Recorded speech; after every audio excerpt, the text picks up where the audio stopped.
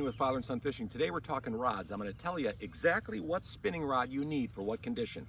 Here we go. Folks, tip one is the power of the rod, okay, which is going to measure the actual strength of the rod, or what they call the backbone. So folks, you actually need to know what you're fishing for to know how strong a rod you need. Heavy rod like this one's going to be able to handle the biggest of fish. You can use bigger lures and heavier line. A medium rod is usually best for just about any type of species, provided you aren't going after big, heavy carp or catfish. Lastly, a light rod is best for small panfish when you're not fighting the monster. Tip two is the action of the rod, okay? And that's gonna measure how much the rod's gonna bend when you're fighting a fish. Fast action rod like this one and a medium action rod are the two most common types of spinning rod. Fast action rod is gonna bend more towards the tip of the rod and allow you to feel more sensitivity that way, okay? A medium action rod or a light action rod is gonna bend more towards the middle of the rod, okay? When you're bending in the middle of the rod, you're not gonna feel as much sensitivity on the tip, but you will be able to reel most fish in easily. Tip three is the length of the rod. We're gonna tell you which size you need. The longer the rod,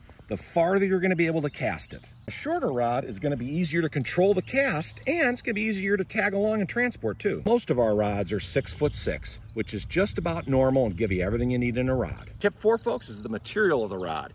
Comes in fiberglass, which is the low end, and high-end graphite or composite, which we'll talk about next. A fiberglass rod, or a glass rod as they say, is virtually indestructible for fighting the biggest of fish, but it doesn't have much in the way of sensitivity. A nice graphite rod is going to be much lighter, easier to transport and carry around, and obviously very sensitive to feel every strike and bite.